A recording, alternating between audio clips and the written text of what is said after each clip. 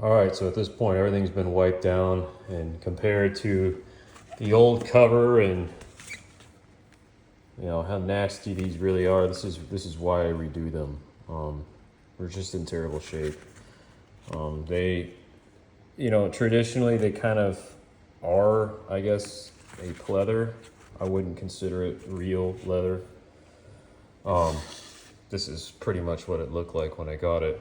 This is what 30 years sitting in a junkyard will do. But the good thing about these are, compare this to that, right? So this is why we do hard plastic only.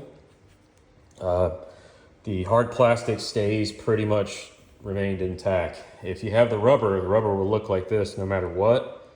And the glue doesn't stick to it right. It just doesn't look good when you wrap over it. And also, it's all one piece down here. So that's like impossible to wrap and make it look good.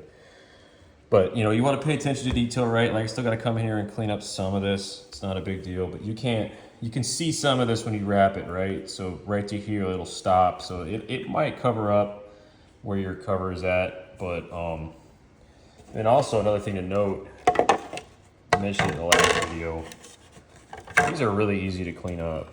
Like you can make them look brand new, and you're not going to see inside here. All you're going to see is the exterior as such.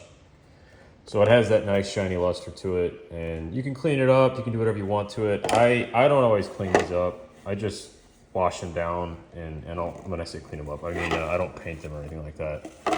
And the reason being is it just wipes off. It's not going to stick to it. So hard plastic was burned into this at a casting, and that's why it has that nice shiny luster to it. I can't repeat that. Also, there were some questions about this piece. This piece is that rubber I was talking about that you get on the other older steering wheels, like the 92s and the 93s. I hate this stuff, to be honest with you. But we cleaned it up. It looked like that when I got it. Now it looks like this. Huge difference. And I come through and I put a nice coating on this guy too to give it a good look. But yeah, overall, this is what the steering wheel looks like. And even if you find gashes in here or anything like that, that's not a deal at all that I worry about. Even scratches, you're not going to see none of that. Once it gets covered up, all you're going to do is feel these points on your fingers. That's it. That's all you're going to feel. So, and this is what I know, that the only thing that is kind of a bummer about this piece too is they didn't machine it. It is casted, so some of these pieces tend to break off whenever I remove it. This is sticky for some reason. I guess some years of glue. I wipe it down as best I can with Dawn soap, and that's how I get it nice and clean and to get all that nasty, grimy glue off, because I can't work with that. And then again, like if you have gashes like this one or any other wear, it's not a problem. Like that's not stuff you're gonna feel in your fingers, not with the leather, right? So the leather I use is thicker than this. This is like a 2.5 ounce. I use a 3. So a 3-ounce leather will cover up all this, but I don't put a whole lot of padding on it. Some people like that. I don't think it's necessary with these old trucks. It's supposed to feel like an old truck, not something super modern. But if you have a request for that, that's where we can do that as well. But overall, I just wanted to show you guys how I go about cleaning them up, making them look brand new underneath, and then that just makes it easier for me to work with. I don't like to see a bunch of dirt. So, but yeah, so to disassemble it, like I said, when you get your wheel at first, there's a plug that goes right here, and you pop that plug off with a pair of pliers. It's got a little insert on it. Plop it right off, and then the whole thing just comes right out. And then that's after you pull your cover off. And when you pull your cover off, you got to pull away from you and down, not up. You pull up, like I said, you will break these tabs.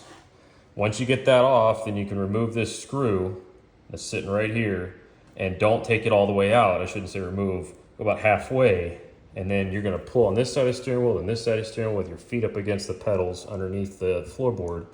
With all your might, just sit there and keep tugging left and right, left and right, left and right. Eventually the whole steering wheel is just gonna pop right off.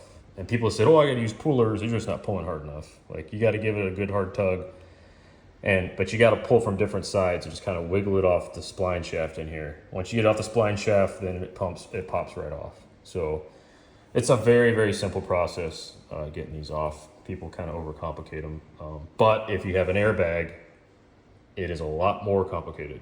So you got to have your ground off, and it can still go off even if there's somewhat electricity in the truck. If you have a diesel, you got to make sure to plug both batteries. And I've seen that happen before. They ignited an airbag, and once it's gone off, you can't replace it. You can't fix it. You got to redo it.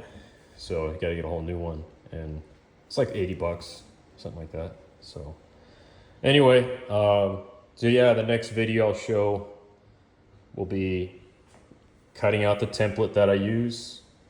And again, just making these look brand new. But yeah, so that's your comparison right there. One looks pretty old compared to the other one, right? But that's what you had from factory. And then next video you guys see will be this one coming out to be brand new. So thanks for watching.